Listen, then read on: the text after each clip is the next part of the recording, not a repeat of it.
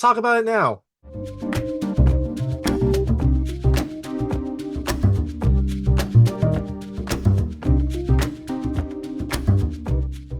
Hey everyone, it's David Stark from Watcher Pass, and I'm here to talk to you about Dune Part 2, which comes to theaters on March 1st, 2024. It is the second movie in the Dune series, as you can imagine. Dune Part 1 came out, I think, in 2022, so Dune Part 2 is finally coming out.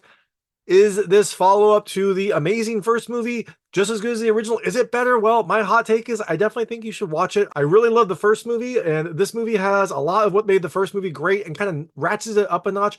I still like the first movie a little more, but this was a fantastic follow-up. It had a really great sound. It had a really great world. You get to learn more about not only Arrakis, but some of the other worlds that are around there, and you get a lot more intrigue, a lot more like Game of Thrones type maneuvering. So overall, I definitely think you should watch it. If you like the first one, you are probably going to love this one. So that being said, I'm going to tell you a little about the film, a few things I liked, a few things I didn't like, and then really quickly go into the ending. So as you can imagine, there will be spoilers in the ending section. If you don't want to know what happens in this movie, I would turn it off when I get there. Before that, I'll keep it vague. I'll keep it spoiler free. I'll let you know when I get to those spoilers. So first question, if you haven't seen Dune Part 1, should you watch Dune Part 2? Well, it might be really tough for you to follow. There is not a ton of kind of like backstory in this because they have so much to tell you in Dune Part 2. So if you haven't seen Part 1, probably wouldn't jump out and see Part 2. You should definitely see Part 2 eventually, but first check out Part 1. It is a fantastic film. I loved the first movie. And this one is a worthy follow-up. So in Dune Part 2, you have Paul, who has now been kind of embraced by the Fremen, living among them and trying to figure out how to kind of give the world back to the Fremen, but also get his revenge for what happened to his own house when they were slaughtered Red Wedding style. So this involves him kind of coming to terms with his own destiny. It involves him kind of doing some political maneuvering within the Fremen and also with other entities, and it involves some pretty good action and a whole lot of sand. So things I liked about this movie. The sound is fantastic. I loved the sound in the first movie. This one kind of has the same style. It has a lot of like, I don't know, otherworldly sounds, some really beautiful music, and just this like wonderful droning bass throughout. It is just a fantastic sound design. It really makes you feel like you are on another world, and I loved it. Plus, also, if you have like a theater that has rumble seats, I would recommend it because there are lots of scenes that kind of shake the world. And when that happens, you've got the rumble in the seats, and it really kind of helps you immerse yourself in this whole experience. Second thing I love the world building. I love that about the first movie. I had not read anything about Dune. I just kind of knew Dune was a sci-fi staple and it involves sandworms and the desert. So the first movie was a lot of fun to see this world come to life. This movie does the same. You get to learn more about Arrakis. You get to learn more about some of the other surrounding areas and some other players who were just mentioned before. Now you get to see them. You get to see their home worlds, and it just kind of fills out the whole conflict a lot more. The third thing I love the effects. It just looks amazing. There's really kind of nothing that's distracting. Everything looks high tech. Everything looks kind of perfectly in place. Nothing looks clearly CG. I mean, obviously they're using a lot of CG in this, but everything looks very high quality. Nothing really distracts you. You can just kind of let yourself dive into this world and be immersed, and the effects do a really good job of like helping that. The fourth thing I love the humor. There's not a lot. It is not a funny movie. This is a serious kind of drama, but there are plenty of like funny little moments here and there to help break it up, and those were much appreciated because a movie that's 165 minutes of pure drama, it's nice to have a few kind of moments of levity in there. The fifth thing I liked, there's a lot of things I liked about this movie. The intrigue. The first movie had some intrigue, especially at the start when House Atreides fell, but this one kind of ratchets it up. You get to see more of the players, more of kind of the plots that surrounded that fall, and also you get to see like plots on plots as different factions are kind of taking sides and ensuring that they come out on top no matter what happens. The sixth thing I liked is the action. I was told that this movie would have more action than the first one, and that is true. There is more action, and some of it is very well done. I'll talk about that in the the plot breakdown, but there are some really nice action scenes in this film. And the last thing I loved, the religious overtones. There is not subtle, but there are definitely some strong religious overtones in here. Definitely some imagery from various religions and some kind of concepts from various religions that are translated into this world, into this conflict, and really do play a major part in what happens. So all that being said, things I didn't love as much. The first, it's long, and look, like it's not really a big complaint because I did enjoy the movie, but it is 165 minutes. Just giving you a heads up, strap in. It is a long movie. It is dense. A lot happens, and so you are going to be in for a ride if you watch this film. The second thing I didn't love as much, I said I like the religious overtones. I did like that. It does sometimes feel like they kind of beat you over the head with it. It feels like the religious messages are, very pronounced, almost, almost too obvious. I mean, it's tough to complain because I'm assuming that is part of the original book series, but it almost feels like they overemphasize a lot of the religious aspects and really kind of like force the message of the good and bad of religion. And the last thing I didn't love as much, I'll call it the action. Like I did like that this film had more action than the first one. Was as much as I was expecting. I heard that this film was going to have much more action, given I guess kind of how the books progressed. One of my friends said that this was going to have a lot more action, and it does, but it is not as much as I was expecting. It's kind of more towards the end of the film, and it is a lot shorter than I was kind of led to believe. So I did like that this had more action. I was kind of hoping for more. It is still very much on the drama intrigue side. So just kind of know that as well. It is a long movie and there's not a ton of action, but there is more. So all that being said, Dune Part 2 comes to theaters on March 1st, 2024. I definitely think you should check it out, especially if you love the first one. You're going to love this. If you didn't love the first one, if you just kind of liked the first one, you still might like this because there is I don't know, a broader picture. There's plenty more intrigue, and it is just a well-made movie. So I'm going to go into the ending now. So if you don't want to know what happened in this movie, I would turn it off now because there will be spoilers. The first thing that you notice in this movie, it starts the same way as Dune Part 1. There are these like weird guttural sounds. I think it's an instrument. And there is a quick like Fremen phrase that says power over spice. I love this message because it has so many meanings and you don't know what it means until the very end. And even then, you might not even know. Is it power over the spice that Arrakis has? Is it, I'm going to choose power over spice? You don't know, but it is kind of a theme throughout this film. So, if you remember, in Dune Part 2, we have Paul and his mother. They are kind of fully entrenched with the Fremen, but they're not yet really accepted. They were brought in by Stilgar, but some of the Fremen don't really accept Paul, don't really accept his mother. They think that they're outsiders. Some of them do, though. Some of the Fremen do think that Paul is this like person that has been spoken about in prophecy and that he is going to, bring freedom to the Fremen.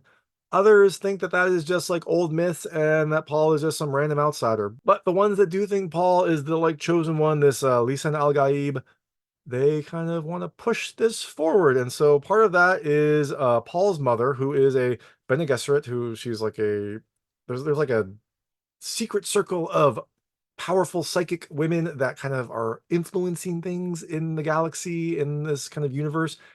And Paul's mother is one of them. She has strong psychic powers. She can see things. She can kind of like command people to do things. Paul also has some of this, but his mother is kind of like chosen slash forced to become the Reverend mother of, I guess, the Fremen. So she has to drink the water of life, which is basically, I think, sandworm venom, which causes her great pain.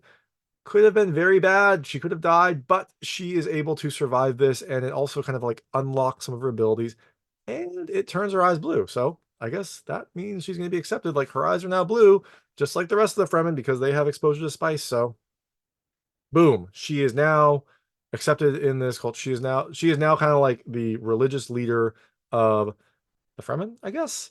She definitely has a lot of influence, a lot of say, and she is going to use this to build the legend of her son, to get everyone to follow her son, to move about the various plans that are going around. Now, Paul prefers kind of, I guess, a more natural approach. He wants to just kind of like, he doesn't want to be considered the like the savior, the messiah. He just wants to learn from the Fremen and kind of be part of the Fremen. So he starts going on raids and things like that with the Fremen. He starts to kind of like attack the Harkonnen spice collectors, attack their troops, things like that. But he has a big talent for this. Some think that he can like see the future. He just says like, look, I know the Harkonnen. My family has dealt with them for centuries. So like, I know how they think. I know what they're going to do. But he does seem to have a talent for this. And this earns him the respect of the Fremen, and eventually they kind of like start to teach him their ways. And especially Chani, played by Zendaya, and Stilgar start to kind of like really teach him the ways of the Fremen to try to get him to be a fully accepted member of their society. Now, after, exposure to the spice, being out in the desert, Paul's eyes turn blue as well. Not like a big crazy ceremony where he drinks venom, they just turn blue. So he is becoming more and more accepted. And during this time, he also gets very close to Shani. They essentially become romantic, and he starts to kind of like gain the respect of the other Fremen, which culminates in a big, big test where he has to ride a sandworm, which is a really cool scene. If you have a big theater with big sound, you are going to love this. He has to call a sandworm, and then jump on it and ride it, kind of showing that he has learned everything and also showing that I guess he has the respect of the sandworms.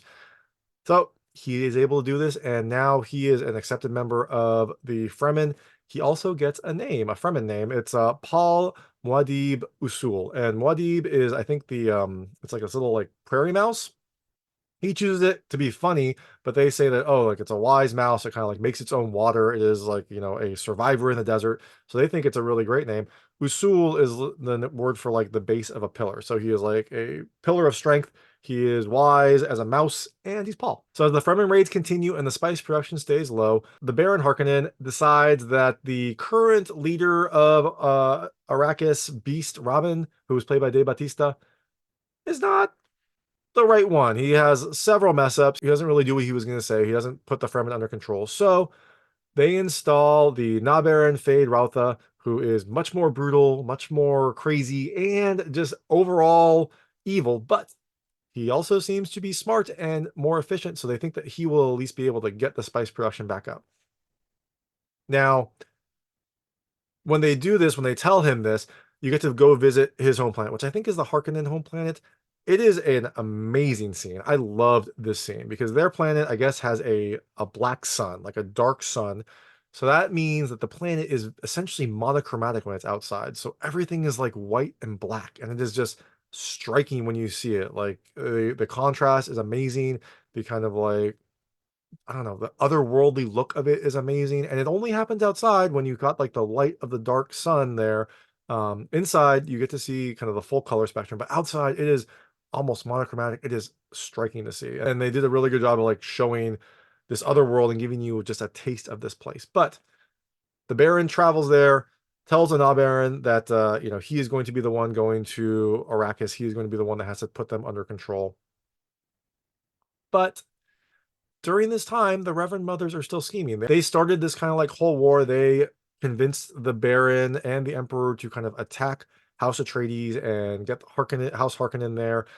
They are still trying to kind of like play their cards, and so they send one of their own to seduce the Baron to kind of learn more about him, get his weaknesses, and also to get his DNA so that there will be a child that the Reverend Mothers kind of have under their control who has the Baron's DNA. So I guess that they are ensuring that their line will at least be able to be influenced by the Reverend Mothers. So when the Baron gets to Arrakis, he is much more brutal. He launches just a full-on artillery assault on the Fremen home, destroys like the Fremen's kind of like home base, I guess, and causes a lot of damage to their like ancient places, their like holy places. This obviously doesn't make the Fremen happy, but they are, unsure what to do because we are all in the north, and the Fremen in the north, it's a smaller force. They are capable fighters, but they don't have the numbers that you would need to take on House Harkonnen.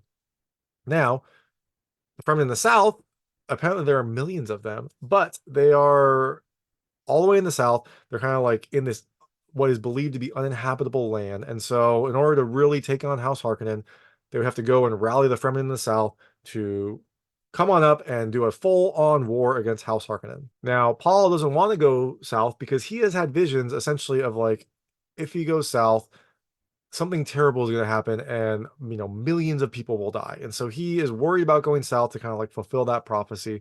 So he sent his mother. His mother is going to go south and start rallying the troops. He's going to stay here and fight and try to like take down House Harkonnen. So his mother goes first, but eventually Paul goes as well. So I think this was after that brutal attack. I think maybe his mother went first. Sorry, it is a long movie. My notes are a mess, so I'm not 100% sure on how this sequence happened, but his mother went first.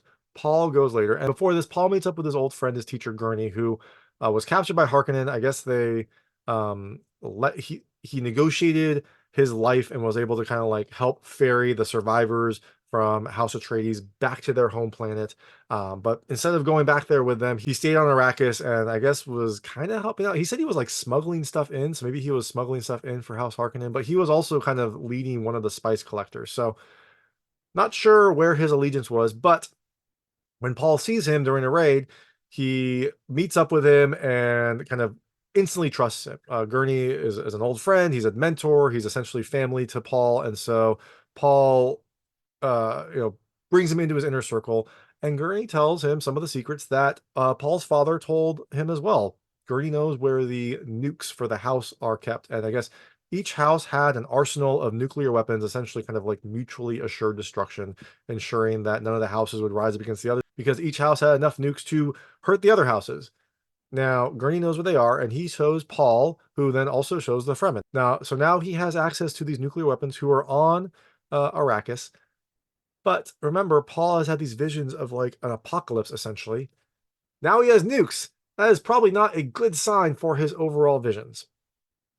Is he going to use them? Well, we have to keep watching to find out. But now he at least has this in his, in his quiver. So after this like devastating attack, Paul goes south to rally the Fremen as well. And when he goes south, he stops at this temple along the way that his mother also stopped at, and drinks the water of life, the like sandworm venom. It's this like blue, viscous, like syrupy venom. He drinks it to unlock more of his powers. But traditionally, only women have drank this. Men apparently die every time they drink this. Well, Paul, I guess, is not like the other men. He has some of his mother in him, so he drinks it and is able to survive. Barely. He goes into a coma, and his vital signs are so low that almost no one can detect them. But when Chani comes, she like cries over him and then uses her tears dipped in the water of life to feed this to Paul, and that wakes him up. That was also part of this overall prophecy. It was like drink the tears from a desert spring or something like that. And that was part of the overall prophecy that had everyone think that Paul was like this chosen one. Now, we also find out that that prophecy was kind of laid by the Reverend Mothers and their like whole secret society. They kind of put that prophecy into play years and years ago, centuries ago, and now this seems like it is finally coming to fruition because everything is kind of lining up for Paul. Now, will he also be a pawn in their game, or will he do something separate? Well, let's see. Now that he has the water of life, now that he kind of has that unlocking his abilities, his powers seem to grow. So he gets more visions. He kind of learns more about his past. He finds out some secrets about his past, some things that we didn't know before. But one of the things that he does see is that he sees all these various futures for Arrakis, and he sees one path forward that might work. And so he is going to move along on that path, and it might not be great for everyone involved, but that is the one path that he sees forward. He also kind of changes. He becomes kind of much more like aggressive, much more demanding. He kind of skirts some of the old ways that he doesn't believe in because he is saying like he's the chosen one. He is going to tell them what to do. One of the things that had to happen was during this meeting when he is kind of rally the Fremen, only the leaders were allowed to speak, and Paul wasn't one of the leaders, even though he was this like messiah for them. He wasn't officially one of the leaders. The only way to become one of the leaders was to take out one of the leaders in combat. Stilgar was the leader that was supposed to speak, and he essentially offered Paul, like, no, you can have it. Like, kill me, you will be able to speak. Paul doesn't want to kill Stilgar. He likes Stilgar. He sees him as like a father figure. So he essentially tells him no, which is, I guess, like a big insult, like against their old ways. And then he just kind of like says, I'm going to speak, like, this is what's happening. But he also uses his powers to convince the Fremen that he is the chosen one. He uses his ability to kind of like see, I guess, the future and see the past to tell people about things that happened in their lives. And he also uses the old word for Arrakis, the old like name for Arrakis, which is Dune. This rallies everyone, but Paul does seem to change. He seems to become more aggressive. He seems to be more drunk on power. Will this be good for him? We'll see. He also learns more about his past. We find out that Paul's mother is actually the daughter of the Baron Harkonnen, the one that like killed House Atreides, the one that set that into motion. His daughter was Paul's mother, and he also knows that like the Emperor was behind this plot, and that the House Harkonnen was behind this plot. So Paul is now, I guess, part Harkonnen, part Atreides, and part Fremen. He is just a mix of everything. So Paul, I guess, sends a challenge to the Emperor. I do not know how their mail system works because their mail system seems to be really, really fast. So do their ships. It seems like this would take a very, very long time, but it doesn't seem to take very long in this world. He sends a challenge to the Emperor, which was sealed by the House Atreides signet ring. This baits the Emperor to mobilize and come to Arrakis. Uh, I guess to it's unclear what the challenge was. It seemed like it was a challenge to the Emperor, basically Paul saying like, I know what you did and I'm going to expose you. So the Emperor like comes to Arrakis to kind of quell that. He brings a impressive amount of force, but not as much force as I would expect. He essentially has like a main base and some troops and some ships and this like weird balloon thing above it. He arrives because the Emperor is on Arrakis. The Baron and the Baron's like two people, the Beast and the Na Baron, come to pay their respects to the Emperor. The Emperor doesn't seem much too pleased with the Baron, though. He cuts off the Baron's life support, destroys the thing that is helping the Baron walk, and so the Baron has to like grovel before him. But so during this whole kind of encounter, the Fremen set up their own attack on this structure.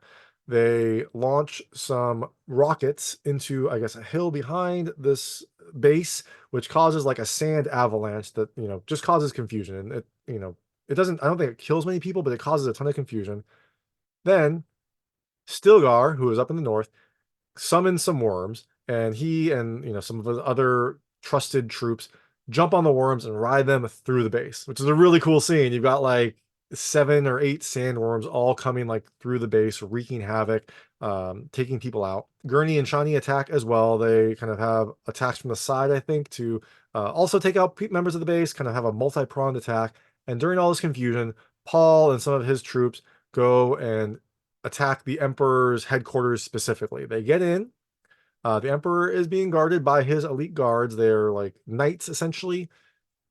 Not as many as I expected. Given that the Emperor is here, you would think that there would be a lot more guards, but there are enough, I guess. But Paul is not interested in them. Paul comes in and essentially is only interested in the Baron, because the Baron is the one that killed his father. The Baron is the one that, took down House Atreides. So Paul goes in. He says, "Hello, grandfather," before killing the Baron. He then challenges the Emperor, telling him that he will marry his daughter and ensure his role, which isn't great for Shani because she is in love with Paul. Paul is in love with Shani as well. And so this is not good, but Paul is kind of understanding that he has to cement his own power. And so he is going to use the Emperor's daughter as like a political marriage to ensure that he has enough, I guess, support among the houses to be able to withstand them. Now, the Baron doesn't take the challenge specifically. He has a champion who is the Na Baron. And the Na Baron is a great fighter. He is a ruthless fighter. He is crazy. And so he and Paul fight it out. Now, the Na Baron actually seems to be stronger than Paul. Paul does a good job fighting, but the Na Baron seems to get the better of him when he stabs Paul in the side. Now, Paul puts up a fight, but the Na Baron comes and like tries to go for a killing blow. Paul grabs it with his hand, and not good because the blade kind of keeps coming towards him, but it seems like Paul is able to redirect it enough so it goes into his shoulder. And that's when you see that Paul has stabbed the Na Baron, I guess in the stomach or in the chest with his own knife. So it seemed like the blade that was in Paul's side, he was able to pull out and stab the Na Baron while redirecting the other blade into his shoulder. So Paul has 2 non-lethal blows. The Na Baron now has 1 very lethal blow. And this fight was fantastic. It was really, really well done. I was impressed because like there is no music during this. Normally you would have like some blaring music during a big pivotal scene, but this is just kind of silence and the sound of fighting. It is really kind of well done. It really lets you focus on the brutality of this fight and kind of the stakes that are happening in this like one little conflict.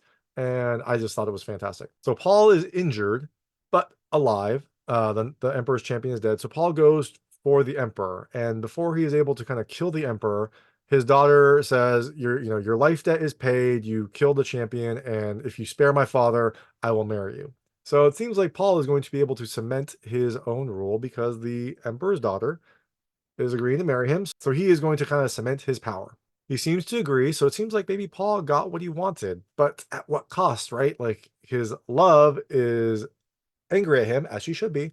He is now going to be in a political marriage, and he's also probably going to be at war with some other houses. Now, kind of before the conflict, when the Emperor arrived, the other houses also came to Arrakis, but they were kind of on the outskirts. They were in their warships on the outskirts of Arrakis. They didn't want to invade, but they wanted to be there to see what happened. And Paul held them off by saying, if you attack, I will nuke the spice fields, essentially destroying all of their spice production, everyone's spice production. Now, after Paul defeats the Na Baron and I guess the Emperor's daughter agrees to marry him, he has Gurney message the other houses, like telling them what happened.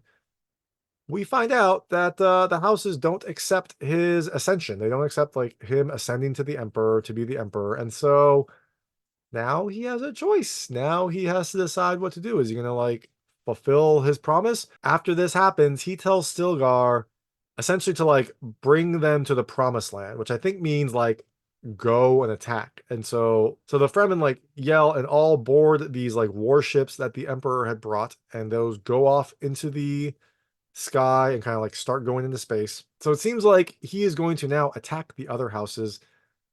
We'll see if this is a good idea or not. I don't know if it's a good idea.